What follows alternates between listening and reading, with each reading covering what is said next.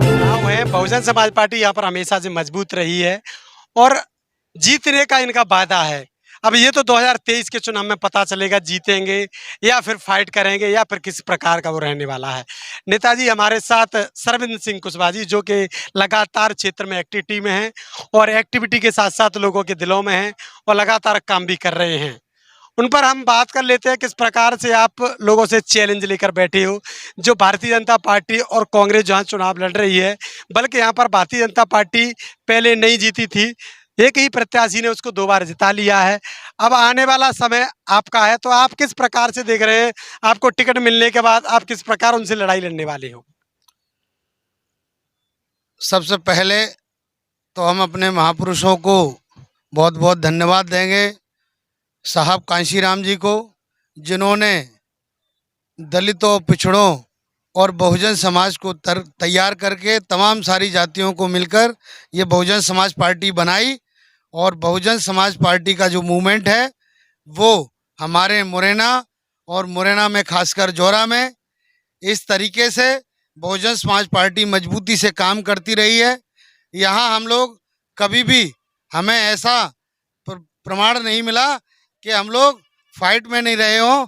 हम लोग यहाँ 3 बार अपना यहाँ भोपाल की विधानसभा में यहाँ से जिताकर हमने अपना राजा, हमने यहाँ से प्रतिनिधि के रूप में बहुजन समाज पार्टी ने भोपाल 3 बार भेजा है।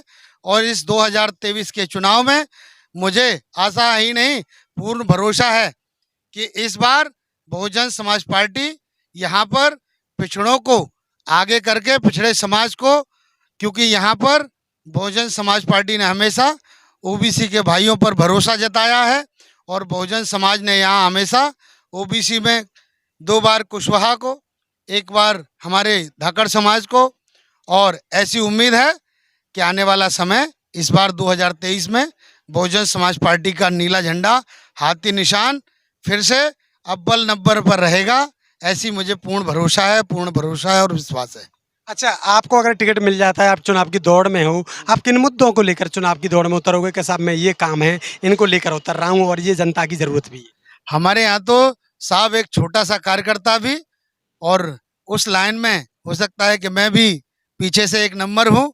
अगर बहुजन समाज पार्टी, माननीय बहन जी मुझे मौका और अवसर देती हैं तो हम जमीनी मुद्दों को लेकर, शिक्षा को लेकर, रोजगार को लेकर, यहाँ जौरा में जो नशा फैला दिया है यहाँ के भाजपा के विधायकों ने, कई ऑडियो वीडियो वायरल किए हैं उनके, और यहाँ दोनों ही कांग्रेस और भाजपा सिर्फ और सिर्फ शोषण करने की राजनीति कर रहे हैं। यहाँ पर दलितों और ओबीसी का बहुत बड़े रूप में, व्यापक रूप में शोषण हो रहा है और हम उसी आवाज़ को भोपाल तक लेके जाएंगे और पूरी लड़ाई एक एक गरीब की, एक एक लाचार की, और यहाँ पर जो बेरोजगारी फैली है, यहाँ पर जो भ्रष्टाचार फैला है, यहाँ पर जो कमीशन खोरी फैली है, उस कमीशन खोरी के खिलाफ हम बहुजन समाज के लोग इस बार बहुजन समाज पार्टी का विधायक जिताकर इस सारे कुचक्र को, सारे कालाबाजारी को खत्म करने का काम करेंगे साथियों, और बहुजन समाज की आवाज़ को आगे के लिए बुलंद करेंगे।